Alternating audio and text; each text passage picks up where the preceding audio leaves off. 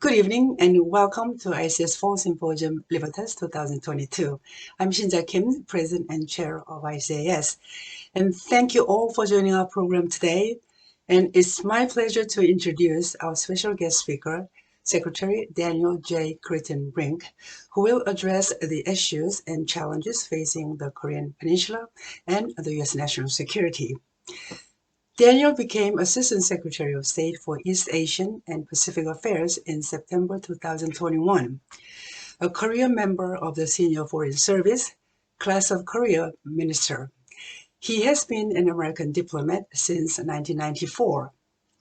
Assistant Secretary Kritenbrink previously served as U.S. Ambassador to the Socialist Republic of Vietnam, Senior Director for Asian Affairs at the National Security Council, and a Deputy Chief of Mission at the U.S. Embassy in Beijing. Daniel also completed multiple other overseas tours in Beijing, Tokyo, Sapporo, and Kuwait City. His other Washington, D.C. assignments have included Director of the Office of Chinese and Mongolian Affairs and Staff Assistant to Assistant Secretary of State for Near Eastern Affairs. A native of Nebraska, Daniel earned a master's degree at the University of Virginia and a bachelor's degree at the University of Nebraska-Kearney, and he speaks Japanese and Chinese. Ladies and gentlemen, we are so happy to have Secretary Kritenbrink here with us today and hope you enjoy the program, and let's welcome Secretary Kritenbrink. Thank you. Thank you. Okay, Secretary, it's all yours. All right. Well, thank you, Dr. Kim. Thank you to the ICAS President and Board Chair Shinja Kim for the warm introduction.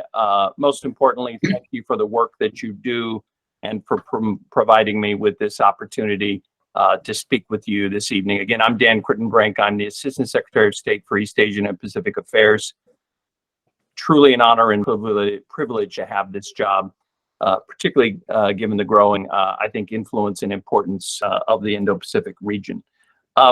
Tonight, I've been asked to focus on the East Asia security landscape and U.S. national security. And I thought, given that my understanding is that our exchange here this evening will be made public, I'm going to make some initial remarks that are maybe a bit formal, but I thought that would be the good initial laydown.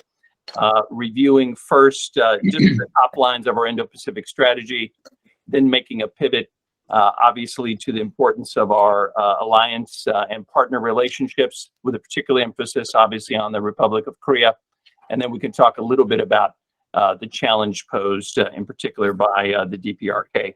I noted right before we began conversation related to the most recent unfortunate North Korean missile launch. And so I think we'll have a lot to talk about. And once we do that, I want to wrap up and hear your comments, corrections, suggestions, questions, and concerns. So with that, why don't I go ahead and make my initial remarks, and then I very much look forward to engaging in the Q&A. I think before I launch, into any conversation with any audience about our approach, I like to talk in general about how we approach this most consequential region in the world. Again, ensuring the security and stability of the Indo-Pacific region is precisely why the Biden-Harris administration developed an affirmative vision and strategy for this region that stretches all the way from the Republic of Korea and Japan in the north to Australia and New Zealand in the south, including India, the Pacific Islands, and everything in between. We developed this strategy precisely because we fundamentally believe that the Indo-Pacific region is critically important to our future security and prosperity, and in particular, our work with our allies and partners is critical to securing a free and open region. Again, our vision for this critically important region is that it remain free and open, become more interconnected, prosperous, secure, and resilient. Our sustained focus on the region reflects an undeniable reality that no region on Earth will affect the lives and livelihoods of Americans more than the Indo-Pacific.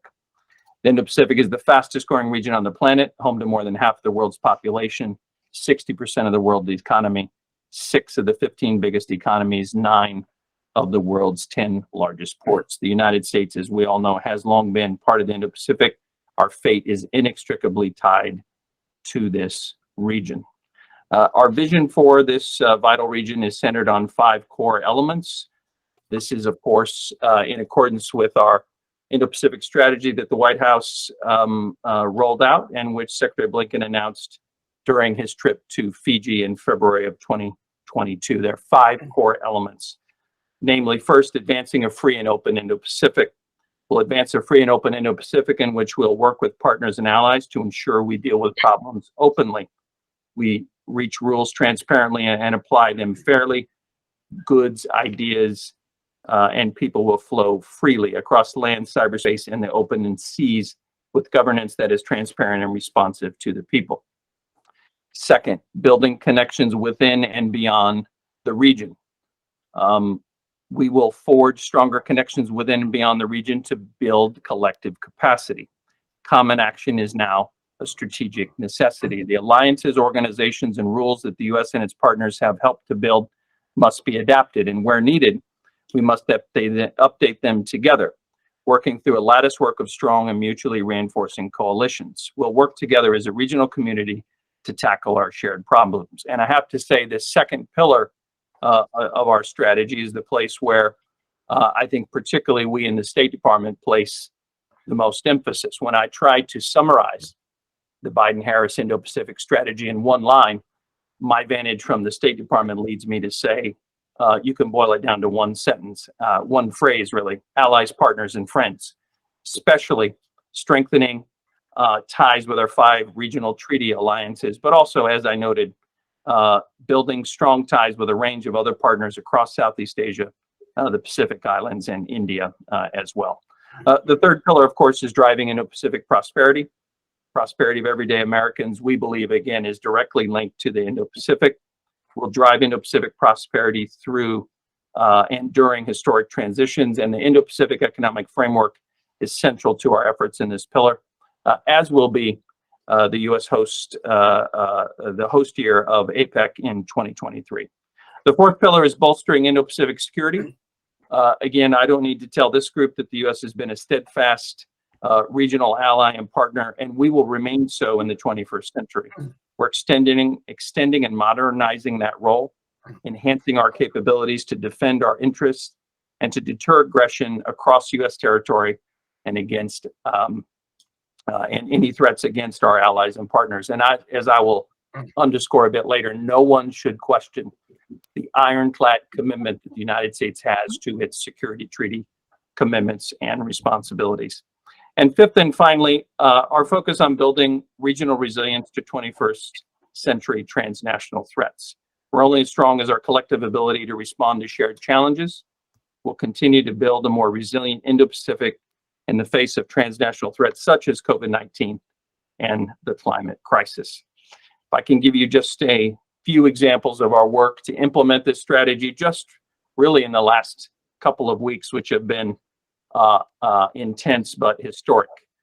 Just a few days ago, last week, the United States, President Biden hosted the first ever U.S. Pacific Island Country Summit. I can say without hyperbole, it was historic, it was momentous, it was even emotional. It was an opportunity to hear directly from the Pacific Islands, their priorities, how we can build the shared future together, and we underscored our commitment to our shared future together in the Pacific. While this summit was ongoing, Vice President Harris was visiting both Japan and the Republic of Korea, where she, of course, attended the funeral for former Prime Minister Abe. But while in Tokyo and Seoul, she met with leaders in both capitals and again reinforced the deep U.S. commitment to our alliances. Our work last week was preceded by a successful U.S. General Assembly, where the Indo-Pacific was, even in New York, was front and center to some of our major diplomatic initiatives, including the Partners in the Blue Pacific Ministerial that Secretary Blinken hosted, bringing together a new grouping of 7 formal partners and a number of observers who are committed to working with Pacific Island countries to advance shared priorities. the Quad foreign ministers also met on the sidelines of the UN General Assembly, and we signed new guidelines for the Quad partnership on humanitarian assistance and disaster relief in the Indo-Pacific for the first time. And again, from my vantage, the Quad, the United States, Japan, Australia, and India, I think is one of the most significant. The elevation of the Quad and the intensification of our work, I think, is one of the most significant strategic developments of my career. Happy to report that while in New York last week as well, the United States, Japan, the Republic of Korea hosted a foreign minister trilateral meeting. We advanced our growing and strong trilateral cooperation and coordination in a number of areas. While in New York, President Biden held a very productive bilateral meeting with recently elected Philippine President Marcos, where again they discussed our crucial U.S.-Philippines treaty.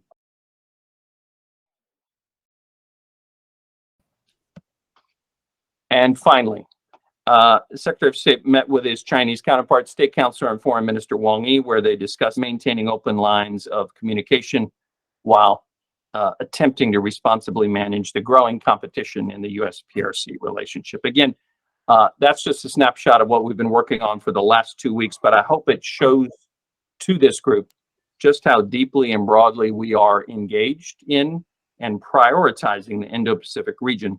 Again, especially our work with allies and partners as a central part of our national security strategy. This intensifying American focus in the region is due in part not just to the tremendous opportunities that we see in the region, but also to significant and mounting challenges, including from the People's Republic of China. The PRC is combining its economic, diplomatic, military, and technological might to challenge the rules-based international order. The PRC's problematic behavior spans the globe, but is most acute in the Indo-Pacific. And as we noted, again, in the Indo-Pacific strategy, from the economic coercion of Australia to the conflict along the line of actual control with India, to growing pressure on Taiwan and coercive and bullying actions in the East and South China Seas, our allies and partners in the region bear much of the cost of the PRC's harmful behavior. In the process, the PRC is also undermining human rights and international law, including freedom of navigation, as well as other principles that have brought stability and prosperity to the Indo-Pacific. I'm sure many of you saw Secretary Blinken in May of this year outlined our comprehensive strategy towards China, which he summarized as invest, align, and compete. Invest in our sources of strength and democracy here at home, align with our closest allies, partners, and friends in supporting and buttressing and sustaining the rules-based international order, and then competing with China across a range of domains. At the same time, Secretary Blinken outlined that we will cooperate with China in areas where our interests dictate, and amidst all of this, we will attempt to manage responsibly the growing competition between us so as to prevent any miscalculation. Now, of course, to deal with these challenges and opportunities, again, I want to underscore our strategy recognizes that we require a constellation of like-minded partners, and therefore no single task is more important, again, than reinvigorating our network of alliances. We rely on our allies and partners to work closely with us. None of our allies are more important in this regard than the Republic of Korea. We refer to our alliance with Korea as the linchpin of our network of alliances and partnerships in the Indo-Pacific, central to maintaining security and prosperity in the region.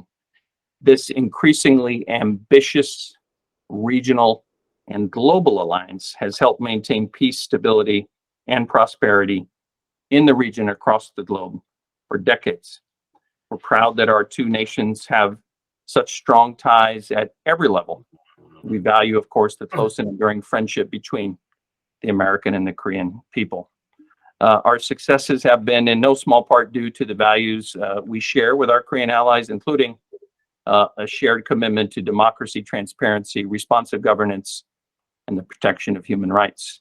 I think all of this was on display during President Biden's incredibly successful visit to Seoul in May, where I think our two presidents connected very deeply, including on these issues related to our shared values.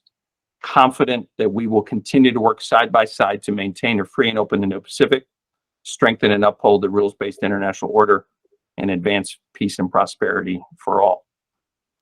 We also welcome President Yoon's initiative to form the ROK's own Indo-Pacific strategy framework.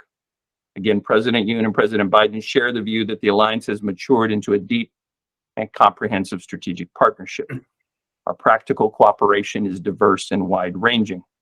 For example, the United States and the Republic of Korea are now working together to increase cooperation in Southeast Asia and in the Pacific Islands to promote our shared interests in sustainable development, energy security, and high-quality, transparent investment.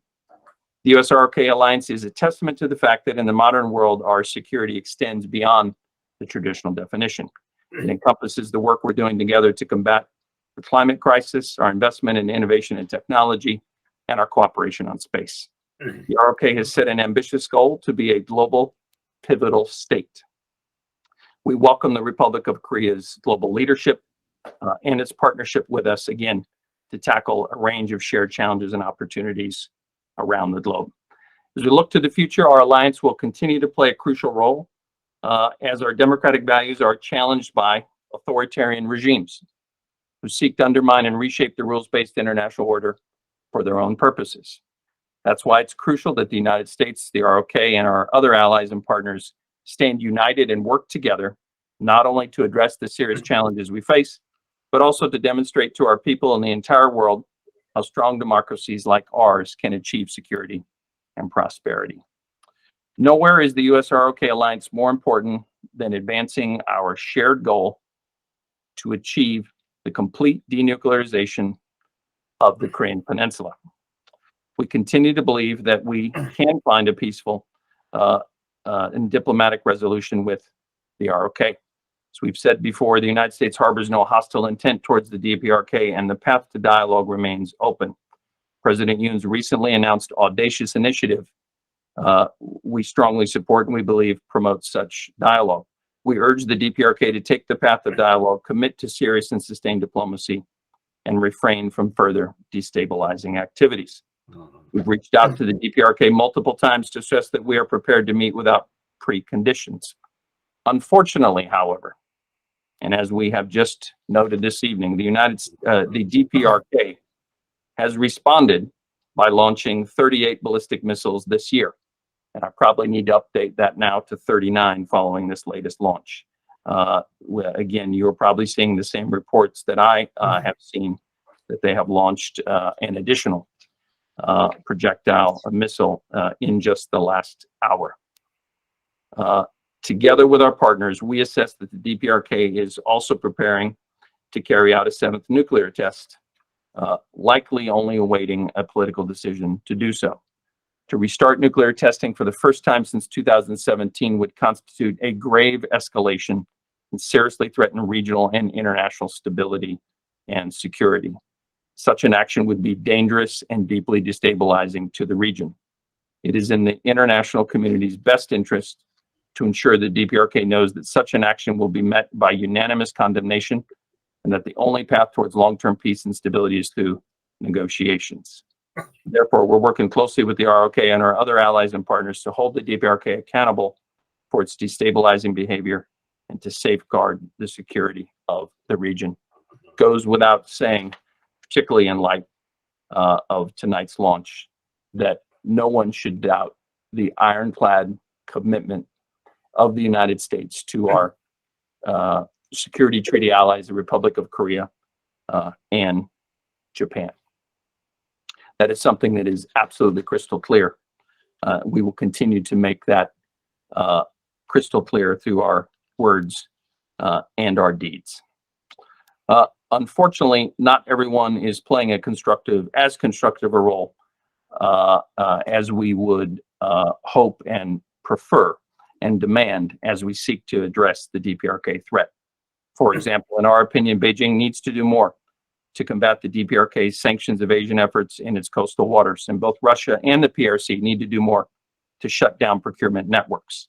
The failure of the PRC and Russia to fully and completely fulfill their obligations under DPRK UN Security Council resolutions that UN Security Council unanimously adopted has only, we fear, emboldened the DPRK, undermining the UN Security Council, the international rules-based order, and the global non-proliferation regime. So in conclusion, it's clear to us that the Republic of Korea and the United States have come a long way together over the past 70 years.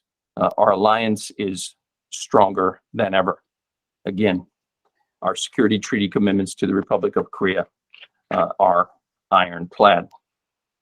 There will be significant challenges ahead. We're confident that together we will persevere and prosper through our close cooperation that builds on our strong ties and that have cemented our close friendship. And together, we will continue to preserve peace, stability, and prosperity across the region. I really appreciate your patience and for allowing me to make these formal remarks. I really look forward to your questions and answers. And again, given my understanding that all of this will be made public, I'll respond in perhaps a slightly formal way, but this is the best part of the evening for me. So I hope you'll give it to me straight, and I'll attempt to reciprocate to the best of my ability. But it's an honor to be here.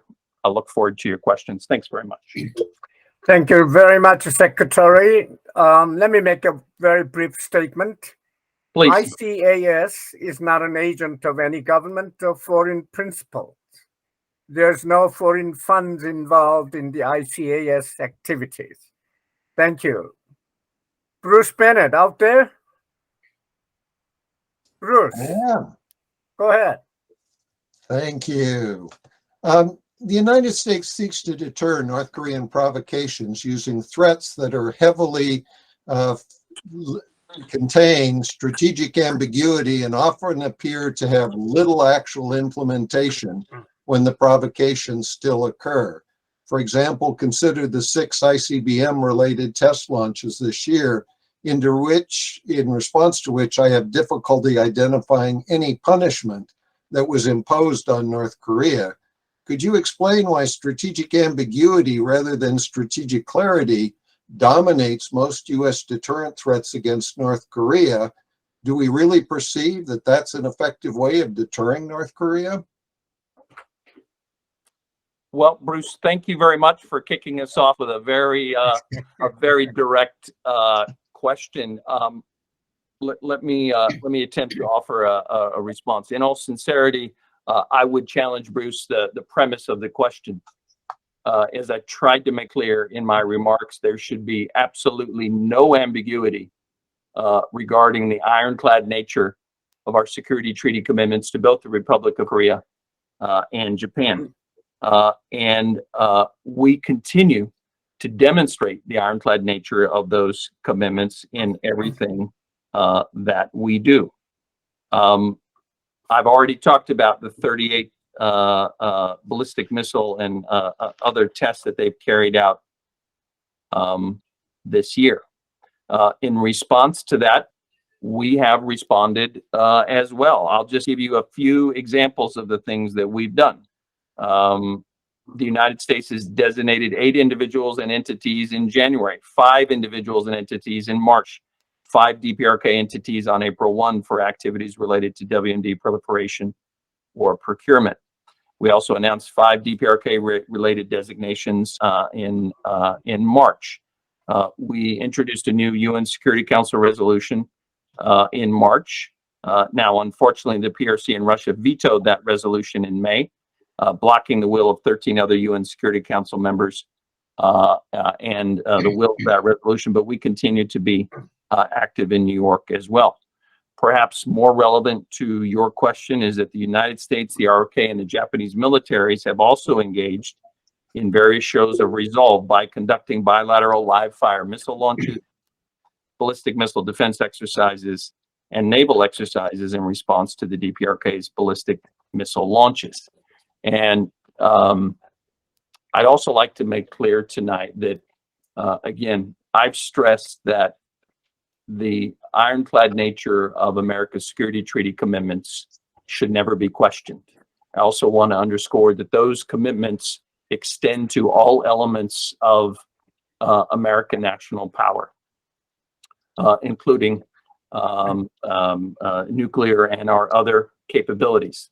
The United States and the ROK have resumed our extended deterrence dialogue to make that clear.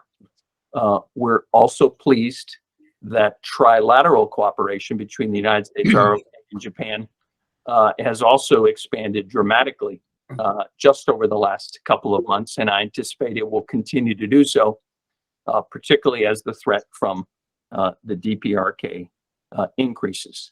Now, I tried to make clear in my remarks, we have adopted, I'm sure everyone in this audience is familiar with that, Biden-Harris administration adopted a practical, calibrated approach to dealing with North Korea. Tried to underscore in my remarks that we have indicated and have done so through various channels, both public and private, that we're open to dialogue without preconditions. But we have also demonstrated through our actions that we will deter the growing threat from North Korea's nuclear and missile programs, including through the actions that I've outlined here tonight, whether it's through our military posture, our diplomatic activities, or our continued actions to sanction those actors responsible for this growing threat. So again, Bruce, I would say that I challenge the premise of your question because our goal is to have absolute strategic clarity as we implement this strategy. But thank you, Secretary. Joe Bosco, go ahead. Mr. Secretary, you've indicated in your remarks a major threat to the rules-based international order from the People's Republic of China. And you specifically mentioned freedom of navigation as one of the areas of challenge.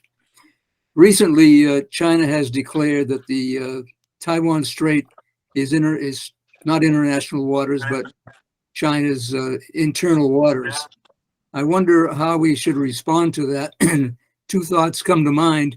When China claimed the South China Sea as its own sovereign waters, the Philippines brought them before the United Nations Arbitral Tribunal, and they got quite a successful decision out of that. Do you think that type of action is appropriate now for the Taiwan Strait situation? And second part of the question is, when will we send a U.S. aircraft carrier battle group back through the Strait? There's only been one since the 1995-96 crisis. And it seems to me that with China sending its own carriers through the Strait, they're reinforcing their sovereign claim to those waters. What can we and should we do about it? Joe, thank you very much for your question. It's an excellent one and an important one. Let me answer the Taiwan Strait question, but perhaps I can take the opportunity just to say a little bit about the overall Taiwan Strait situation and try to situate the status of the Taiwan Strait and transits through it in that context. I think, as you know better than anyone, the fundamental U.S. national interest continues to be the maintenance of peace and stability across the Taiwan Strait, and our insistence that cross-strait differences continue to be resolved peacefully. We have a long-standing one China policy. It's not changed for more than 40 years. I can walk you through the whole details of it. I'm sure you know it's based on the Taiwan Relations Act, the 3 joint communiques, and the 6 assurances to Taiwan. Nothing has changed in America's approach in America's one China policy over the last 40 years. What clearly has changed, in our view, is China's willingness to use coercion and intimidation to try to advance its aims across the Strait. Something we see directed at Taiwan in this context, but unfortunately, we've seen China use these tactics against a broad range of other partners, East China Sea, South China Sea, across the region and globally as well. Now, Joe, specifically related to the status of the waters in the Taiwan Strait, U.S. government has been crystal clear about our position on the status of those waters, and we reject any attempt by China to try to change the status of those waters. We've also made clear that the United States and the U.S. military will continue to fly, sail, and operate anywhere that international law allows. And I think that's precisely why in the days and weeks following Beijing's irresponsible and escalatory and provocative response to Speaker Pelosi's visit to Taipei, that you saw the United States carry out a number of transits of the Taiwan Strait by U.S. military vessels. So you asked me what is the best approach. I think our approach is continue to do what we've always done. We will stand for peace and stability across the Strait. We will emphasize that this is a matter of international concern, particularly given the volume of global shipping. I believe it's something like 50% of global shipping transits the Strait. Given the centrality of Taiwan to the global economy, particularly in certain supply chains, and given the importance of upholding the rules-based order, we're going to continue to behave responsibly. We're going to promote these interests, but again, we are going to fly, sail, and operate anywhere international law allows, and that will include the Taiwan Strait. I hope that's helpful and responsive. Thank you, Secretary. Patrick Cronin out there? Patrick Cronin? Yes, can you hear me? Okay, go ahead, Patrick. Yes, Dan, thank you so much. I'm glad you are in this position when we're at such a critical time in the Indo-Pacific. I'm just watching the news. It's an intermediate range missile, apparently, that the North Koreans fired. My question, though, for you is really this complicated policy for dealing with China. I think you've already well articulated the problems of China. And yet we also hope that we can cooperate, at least selectively, where our interests do overlap. And I would think a possible nuclear test, a reckless missile launch, not to mention reckless nuclear saber rattling from Russia, might provide two opportunities. Are there any signs that China is willing to cooperate, at least selectively, in working together against possible escalation in these two fronts? Thank you. Patrick, it's nice to see you again, and thank you for an excellent question. We're committed to managing responsibly the competition between Washington and Beijing to the maximum extent possible. And as you noted, even though I think the competitive nature of our relationship is, for better or for worse, the defining feature of much of our interactions these days, Secretary Blinken, when he rolled out our formal strategy, made very clear that, as you specifically stated, cooperating with China in areas where our interests dictate is also a core element of our strategy. It's something we have pursued in our interactions with our Chinese counterparts. I think you may have seen, for example, Secretary Blinken had the opportunity, referred to it in my remarks last Friday, I guess it was the Friday before, in New York during the UN General Assembly week, to meet with State Councilor and Foreign Minister Wang Yi. Gave a briefing to the press afterwards. You may have seen it. I indicated that we thought the meeting was productive. It was exceptionally candid. It was wide-ranging. But one of the reasons why I say it was productive and candid is we were crystal clear about our areas of difference, including across the Taiwan Strait. And as you might imagine, given the events in August, we had a very fulsome exchange on that issue. But the Secretary and Wang Yi also had the opportunity to review areas where we ought to be able to cooperate, where it clearly is in our interest that we do so. And I think two of the issues you've outlined ought to be at the top of the list: the growing threat posed by North Korea's nuclear program, and now the ongoing crisis in Ukraine caused by Russia's illegal and unprovoked war of choice, and now these increasingly irresponsible threats we see levied by President Putin. Our view our messaging to our Chinese counterparts have been, these are precisely the areas where we should cooperate.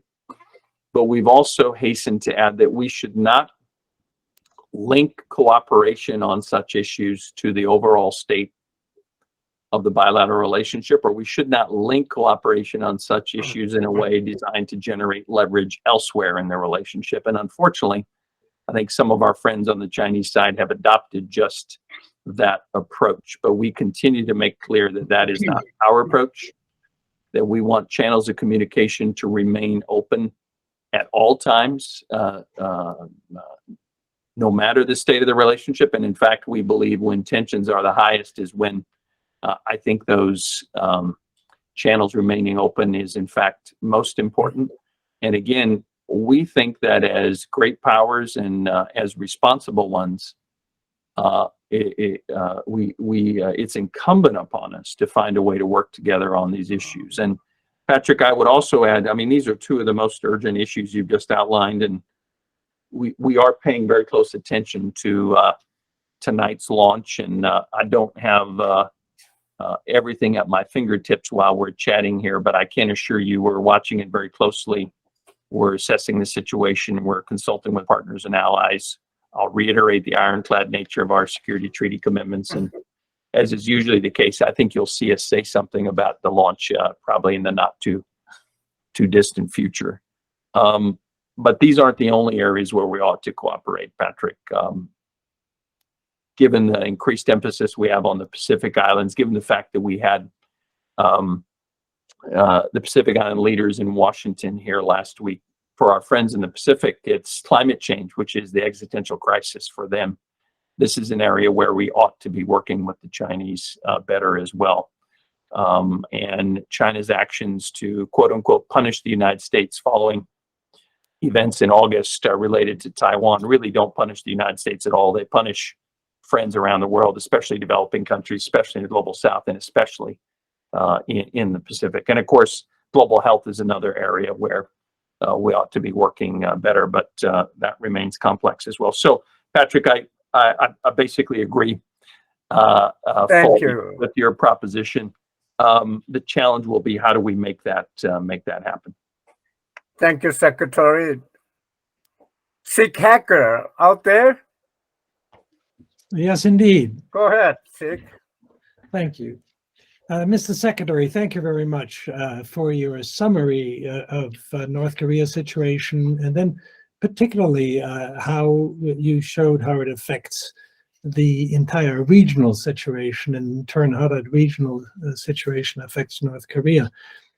We've already had a couple of references to the issue of Ukraine and Putin's invasion of Ukraine, but they were mostly aimed at China. I'd like to aim that question at North Korea, and that is sort of what are you and what's the Biden administration thinking about? What lessons that Kim Jong-un and North Korea is drawing from what's playing out, and that is Russia's moves in the Ukraine and U.S. counter moves to that. And by that, I mean not just the threats that Putin has made of using nuclear weapons, but also, as far as I'm concerned, quite frankly, he's blown up the whole nuclear order. And so it's not just a question of nuclear weapons and deterrence, but it's also the question of non-proliferation. For example, he clearly blew up the Budapest Memorandum, both in 2014 and again. And then you have the threat of nuclear weapons, and then you have the atrocities that they've committed in the nuclear power plant, the Zaporizhzhia, and actually also what they did in Chernobyl on the way in and out. And so I would imagine that Kim Jong-un and his people are watching very closely as to how all of this plays out. And I wonder how you've thought about what lessons that he might be drawing from this. Thank you.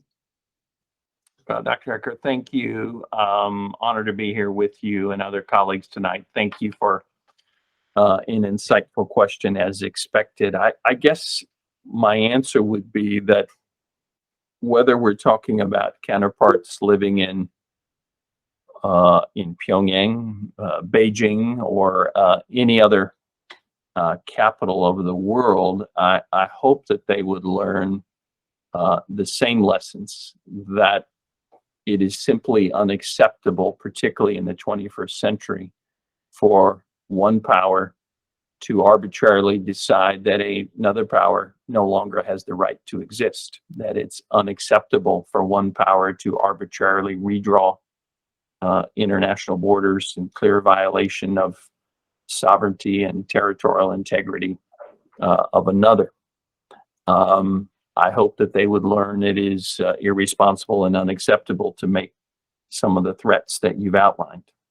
I hope, too, that counterparts around the world would learn that in response to such coercive and provocative and unacceptable violence, that the international community will respond resoundingly and strongly with one voice to make sure that there are consequences for such action. I've been quite struck in this job, Dr. Hecker, how much Asian partners are now working on European security matters, and conversely, how much European security partners are focused on Asian security issues. And I've heard friends in both Asia and Europe use the phrase one theater, that we are faced with one theater of potential conflict and challenge with which we must grapple. I think we see that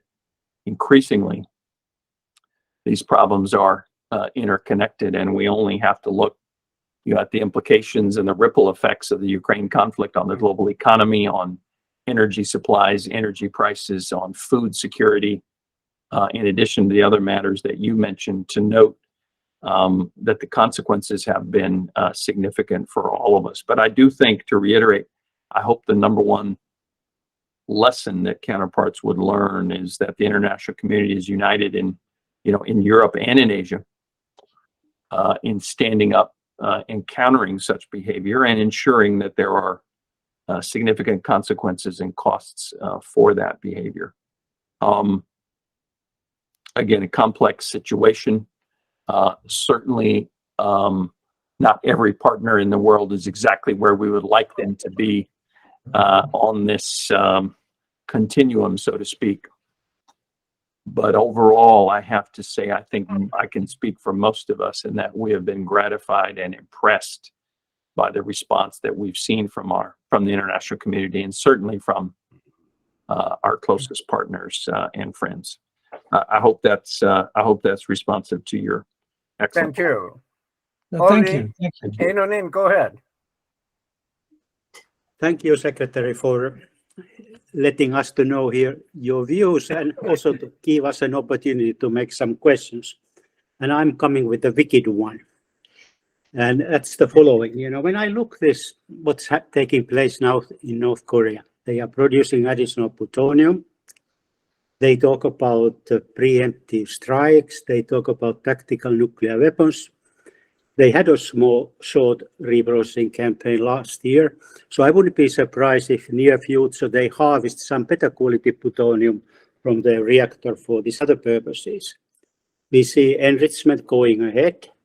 We see this extensive testing of various types of missiles.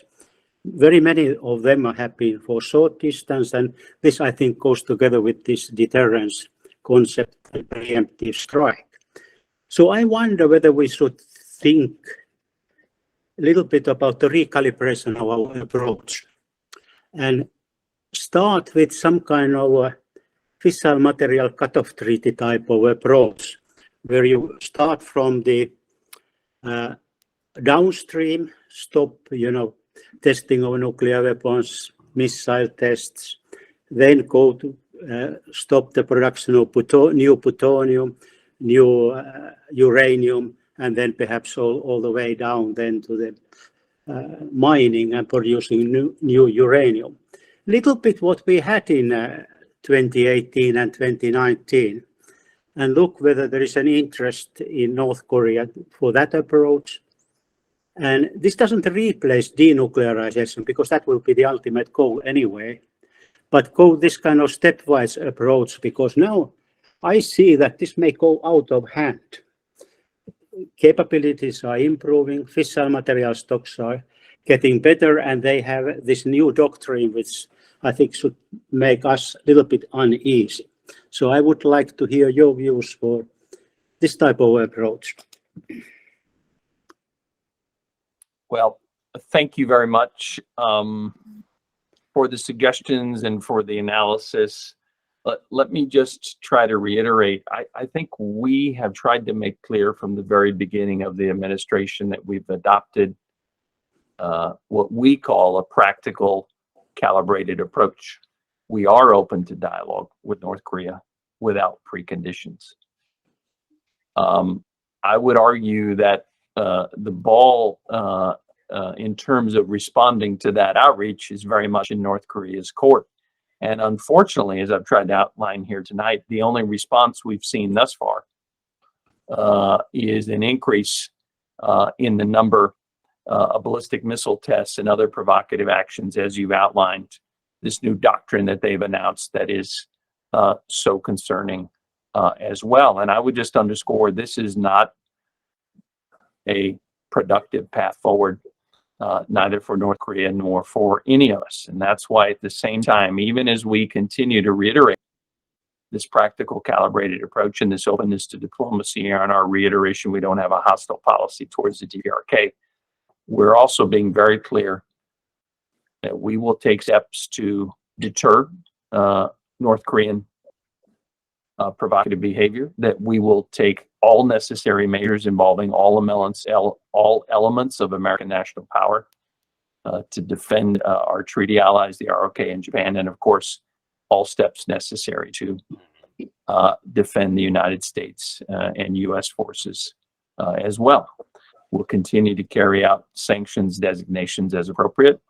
We'll continue our diplomacy in New York as well. I think, again, I'll just reiterate, I think the ball is in North Korea's court to respond in a more productive way, to pursue a more productive path forward, but the road to denuclearization, a better future, and peace and stability is not via greater provocations and greater and an increasing number of missile tests like the one that we've seen tonight. Thank you. Tong Kim. Thank you. Thank you, Secretary, for doing this for us. And your very comprehensive and broad description of Biden's foreign policy toward North Korea and also in the Pacific region. Now, as you say, ball is in North Korean court. It has always been that way. Other than what you emphasize on the strengthening of alliances and partnerships and coalitions and multiple domains in a comprehensive approach to an attempt to solve somehow the issue of North Korean denuclearization. Now, I don't see much difference other than whatever you call it, the current policy toward North Korea, whatever you call it, don't see much difference. What you're pursuing today is much different from what Obama administration pursued and failed. And as you said, there's no response, and in my view, they're not going to respond. They already made very clear that they're not going to even talk to South Korea, or at least the current administration and South Korea President Yoon, and they rejected Yoon's proposal for so-called bold and a broad proposal to offer economic aid to North Korea, even if they do not pledge to denuclearize, but at least if they talk to denuclearization and taking steps toward denuclearization. Now, question is, so what do you think is the difference between Obama's strategic patience and new current policy? And number two, if there is no expectation of North Korea's response, do you have a plan B? What else can you do diplomatically? The strengthening of deterrence and show of force and their provocations and the counter provocations and so forth only contribute to the intensification of tensions and more insecure state of affairs on the Korean Peninsula. Now, so if you don't have a plan B, would you consider something like what former DNI James Clapper said on this forum a couple of weeks ago, a couple meetings ago, should I say, that we accept North Korea as a limited nuclear power with the emphasis on capping their nuclear capabilities and preventing further proliferation of nuclear weapons around the world. Obama said he will build the world free of nuclear weapons. That has failed. No more than Dr. Bush said he will build the world free of tyranny. That has failed. So what views you may have personally about the new approach, like one James Clapper suggested?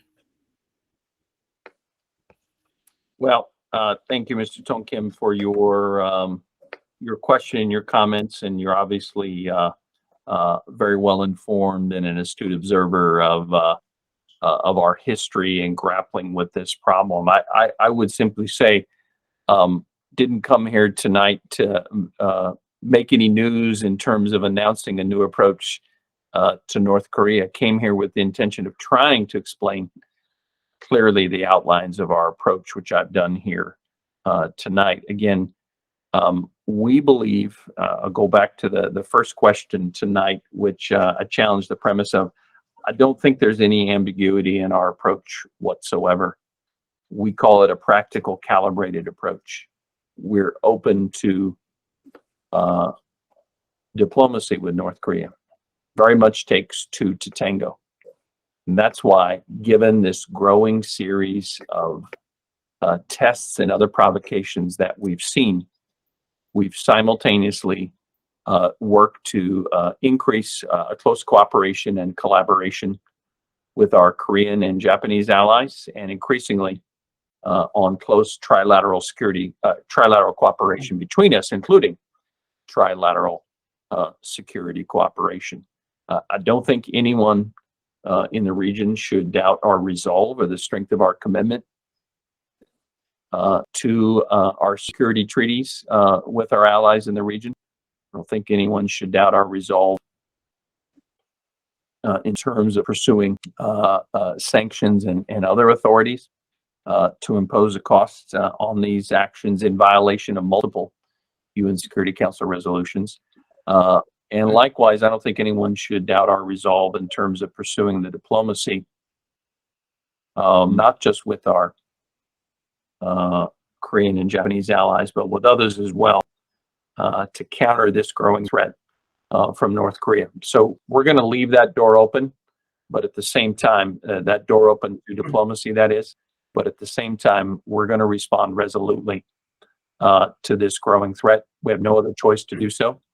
And I think no one should doubt that. But I very much appreciate your question and the opportunity to explain our approach. Thank you. Don Kirk, quickly.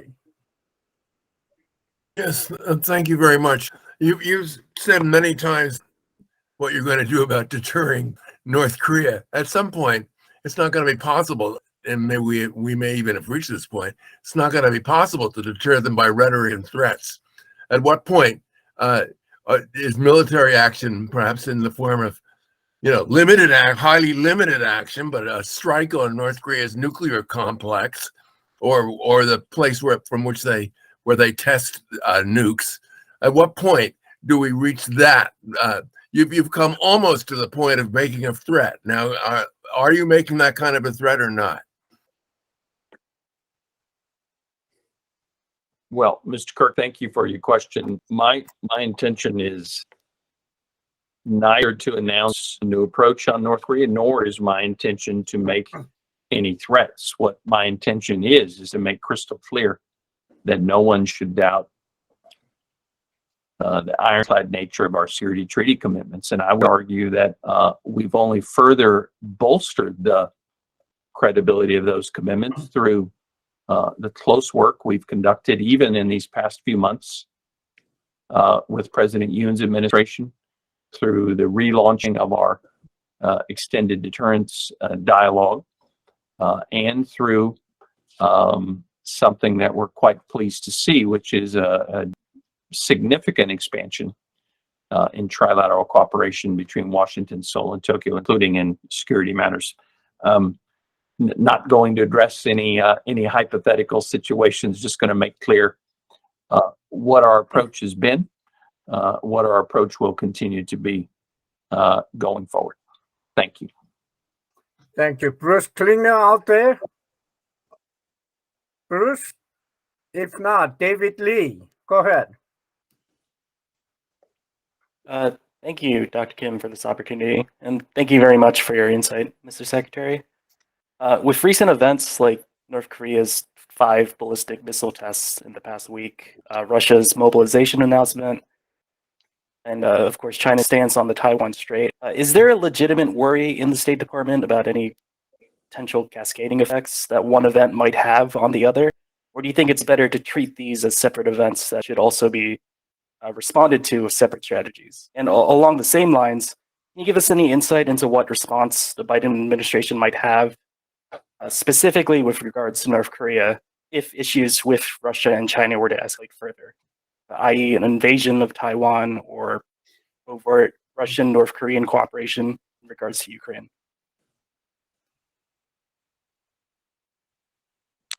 David, thanks very much for your question. Very thoughtful, thought-provoking. Let me try to give you an answer worthy of your question. I think on the first question, maybe there's a bit of both involved here. I don't think we can address all of the challenges that you've outlined regarding DPRK, Russia, and China in complete isolation. I go back to some of the comments by some of my friends in both Europe and Asia who talk about one theater of issues with which we must grapple. But at the same time, I would be reluctant to try to tie them all together necessarily in one grand strategy. If there's any one thread that runs through all of them, I hope it would be clear that the United States and our like-minded partners and allies, we stand for the promotion of peace and stability. We believe the best way to do that is by buttressing and strengthening the rules-based international order from which we think we have all benefited since World War II. Doing so is a dynamic and challenging proposition, of course, but we think it is the only way forward and gives us the best path and the best chance forward to maintain peace and stability. Bedrock principles of that rules-based international order, of course, are respect for sovereignty and territorial integrity of states, of the peaceful resolution of disputes, and so on. So that is, I think, the unifying thread that has stitched together our approach to all of these challenges. But I would, beyond that, I think I would be reluctant to tie them all together. There are certainly synergies there. Don't deny that. But I hope that's a clear answer. And then on the separate question, again, I think it's wisest that I not address any hypothetical scenarios. I think the situations are complicated enough without thinking through hypothetically what might happen going forward. But thank you very much. David Maxwell, please, go ahead. Thank you, Dr. Kim, and thank you, Mr. Secretary.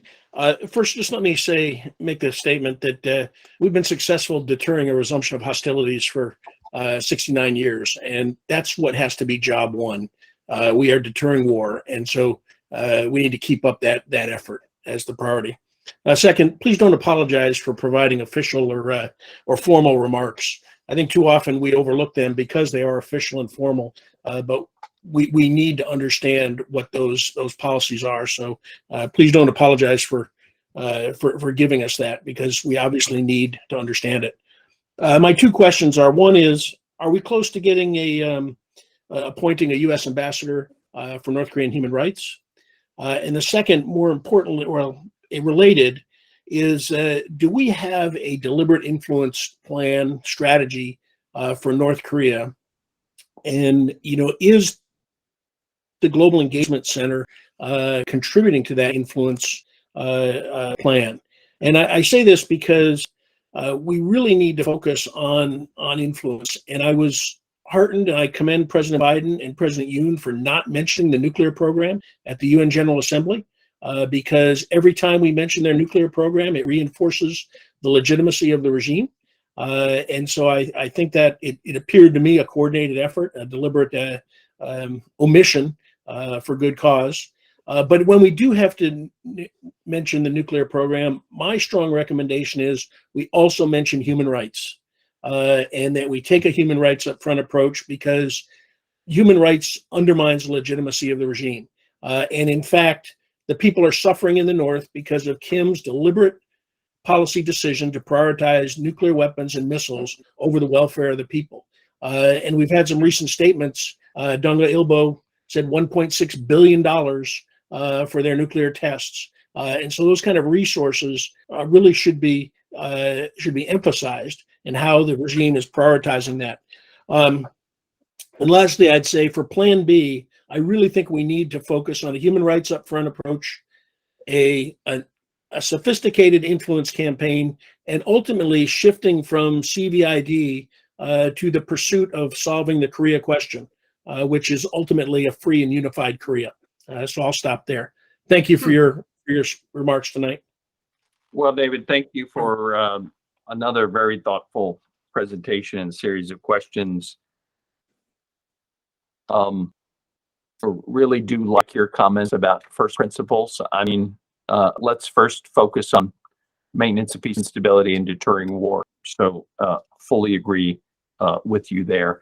But as we've outlined here tonight, we also have to be crystal clear about the growing nature of this threat and the need to deal with it. But very much concur with you about first principles. And thank you as well for your comment about my formal remarks. I mentioned that only because I mean, I do agree with you that this is an opportunity, particularly since there'll be a public element to this at some point, making sure we're formal and official. I will say sometimes it's maybe we can do this in a future session. It can be very enjoyable when we're totally off the record, and can be a little more freewheeling as well. But very much take your point. I really do appreciate your raising the issue of North Korean human rights. It's an incredibly important subject on which we continue to place a great deal of emphasis. I don't have anything here to announce regarding the next PRK envoy for human rights, but it's certainly something, an issue that we take very seriously. And I fully agree with how you framed the issue, in the sense that the egregious human rights abuses that are ongoing and long-standing in North Korea, that's not something we should ever ignore.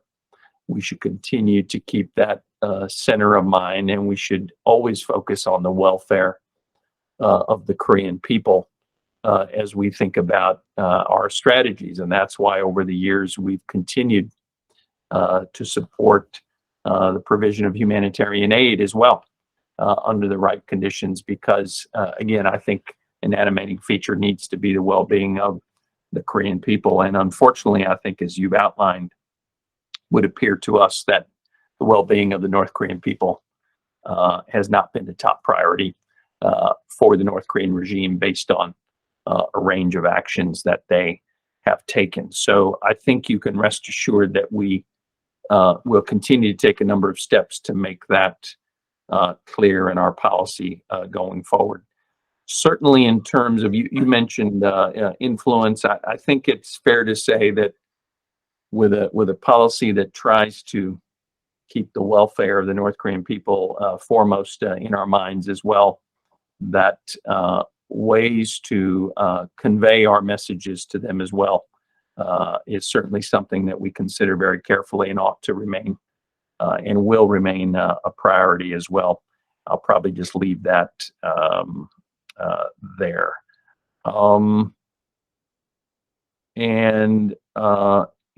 I think, again, probably safest for me to just refer you back to my previous comments on the contours of our strategy, but I certainly appreciate your suggestions. I will take those on board and convey them to my colleagues. But I do want to say, I think all of you have been very generous with your time, and Dr. Kim, I think we may be coming near the end, but I'd welcome anything you'd like to say to wrap us up. But I do just want to make sure before we wrap, I have the opportunity to thank all of you for an insightful series of questions, for an opportunity that has forced me to think clearly, think on my toes, and consider new ideas. Really relish that opportunity, and grateful to all of you for providing it. But Dr. Kim, over to you. Okay. Can you take just one more question from Larry Nix? I'd be delighted to do one last question. Okay, Larry, when they say it the gets last more question. dangerous. Bring on the last question. Thank you, Larry. No, delighted to. Mr. Secretary, can you hear me? Yes, sir, I can. Okay. Tong Kim and I and many others talk about our policies toward North Korea since the end of the 1980s as a failure. And I have done that myself. But in thinking about it, I don't know that you can describe our policies as a failure when we had, in essence, no chance of succeeding in the first place. Now, I think Kim Jong-un's firm statement of just about 10 days ago now that he will never give up North Korea's nuclear weapon, I think sums up the reality of the situation for the last 30 years. We tried, but I don't think we can define our policies as a failure because of that kind of a statement and that kind of a long-standing intent of theirs. In 2006, on July 4th, when North Korea surprised all of us by firing its first intermediate range ballistic missiles out into the Pacific, Bob Scalapino, the professor emeritus at the University of California, was in Pyongyang. They had him meet with two high-ranking North Korean generals who spoke glowingly about this missile test, how North Korea was totally entitled to have nuclear weapons and long-range missiles, and very strongly based it on their criticisms of U.S. and ROK policy. I attended a conference with Bob very shortly after he returned, and he talked about this meeting with these two generals, and he concluded, and I quote him here, Kim Jong-il has to listen to his generals. I'm wondering, can we say, or do you have information that would indicate that Kim Jong-un is in the same position, that he can't act unilaterally or alone? President Trump, I think, thought he could. But as Bob Scalapino alluded to, Kim Jong-un has to listen to his generals his hardline generals now with regard to the nuclear and missile programs. And I look at Russia today with the hardliners criticizing Putin, men, including retired military officers, people with links to the Russian intelligence service, calling for Putin to use nuclear weapons, to declare a total mobilization of Russian forces, which he, I think, partly tried to appease with his partial mobilization order. So can you tell us anything that you know about Kim Jong-un's relationship with his top generals in his military infrastructure, especially on the nuclear and missile issues? Well, Larry, thank you very much for the comments and in particular the reminder of Professor Scalapino's brilliance. Read a lot of his works and had the pleasure of seeing him speak several years ago, of course. I don't know that there's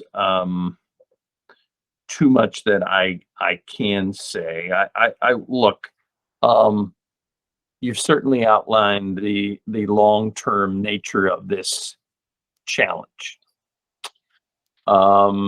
And the challenge that is now extended for decades. So we should have a certain amount of humility as we approach it. But I think, as I've tried to describe here tonight, given the growing nature of that challenge, I think it's incumbent upon us to respond. And that's why I've outlined the contours of our approach that we've adopted under the Biden-Harris administration, tried to outline the way we've intensified our cooperation both with our South Korean allies, including under President Yoon, and increasingly the trilateral military cooperation with both the ROK and Japan.